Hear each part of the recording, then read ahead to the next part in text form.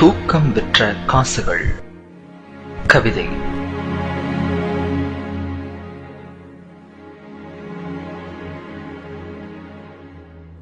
இருப்பவனுக்கோ வந்துவிட ஆசை, வந்தவனுக்கோ சென்றுவிட ஆசை. இதோ அயல் தேசத்து ஏழைகளின் கண்ணீர் அழைப்புதல். விசாரிப்புகளோடும் விசா அரிப்புகளோடும் வருகின்ற கடிதங்களை நினைத்து நினைத்து பரிதாபப்படத்தான் முடிகிறது. நாங்கள் பூசிக்கொள்ளும் வாசனை திரவியத்தில் வேண்டுமானால் வாசனைகள் இருக்கலாம், ஆனால் வாழ்க்கையில் தூக்கம் விற்ற காசில்தான் துக்கம் அளிக்கின்றோம். ஏக்கம் என்ற நிலையிலேயே இளமை கழிக்கின்றோம். எங்களின் நிலாக்கால நினைவுகளை எல்லாம் ஒரு விமான பயணத்தினூடே விற்றுவிட்டு கனவுகள் புதைந்துவிடும் என தெரிந்தே கடல் தாண்டி வந்திருக்கிறோம். மர உச்சியில் நின்று ஒரு தேன்கூட்டை கலைப்பவன் போல் வார விடுமுறையில்தான் பார்க்க முடிகிறது இயந்திரமில்லாத மனிதர்களை. அம்மாவின் ஸ்பரிசம் தொட்டு எழுந்த நாட்கள் கடந்து விட்டன. இங்கே அலாரத்தின் எரிச்சல் கேட்டு எழும் நாட்கள் கசந்து விட்டன. பழகிய வீதிகள், பழகிய நண்பர்கள், கல்லூரி நாட்கள் தினமும் ஒரு இரவு நேர கனவுக்குள் வந்து வந்து காணாமல் போய்விடுகிறது. நண்பர்களோடு ஆற்றில் விரால் பாய்ச்சல், மாட்டு வண்டி பயணம், நோன்பு நேரத்து கஞ்சி, தெல்கா, பம்பரம், சீட்டு, கோலி என சீசன் விளையாட்டுக்கள்.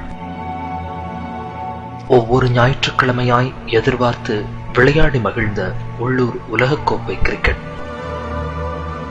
இவைகளை நினைத்து பார்க்கும் போதெல்லாம் விசாவும் பாஸ்போர்ட்டும் வந்து விழிகளை நனைத்து விடுகிறது.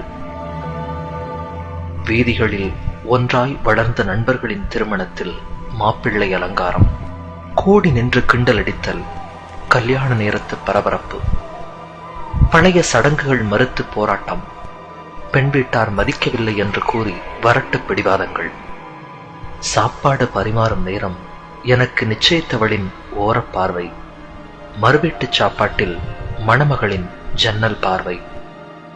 இவை எதுவுமே கிடைக்காமல் கண்டிப்பாய் வரவேண்டும் என்ற சம்பிரதாய அழைப்புதலுக்காக சங்கடத்தோடு ஒரு தொலைபேசி வாழ்த்தினூடே தொலைந்து விடுகிறது எங்களின் நீண்ட நட்பு. எவ்வளவு சம்பாதித்தும் என்ன, நாங்கள் அயல் தேசத்து ஏழைகள்தான்.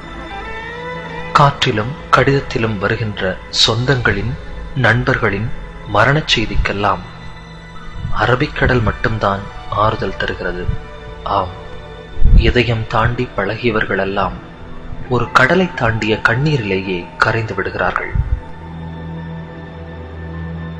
இறுதி நாள் நம்பிக்கையில்தான் இதயம் சமாதானப்படுகிறது. இருப்பையும் இழப்பையும் கணக்கிட்டு பார்த்தால் எஞ்சி நிற்பது இழப்பு மட்டும்தான். பெற்ற குழந்தையின் முதல் ஸ்பரிசம், முதல் பேச்சு, முதல் பார்வை, முதல் கழிவு, இவற்றின் பாக்கியத்தை தினாரும் திருகமும் தந்துவிடுமா? கிள்ளச் சொல்லி குழந்தை அழும் சப்தத்தை தொலைபேசியில் கேட்கின்றோம். கிள்ளாமலேயே நாங்கள் தொலைவில் அழும் சப்தம் யாருக்கு கேட்குமோ? ஒவ்வொரு முறை ஊருக்கு வரும் பொழுதும் பெற்ற குழந்தையின் வித்தியாச பார்வை, நெருங்கியவர்களின் திடீர் மறைவு, இப்படி புதிய முகங்களின் எதிர்நோக்குதலையும் பழைய முகங்களின் மறைதலையும் கண்டு மீண்டும் அயல் தேசம் செல்ல மறுத்து அடம்பிடிக்கும் மனசிடம் தங்கையின் திருமணமும் தந்தையின் கடனும் பொருளாதாரமும் வந்து சமாதானம் சொல்லி அனுப்பிவிடுகிறது மீண்டும் அயல் தேசத்திற்கு.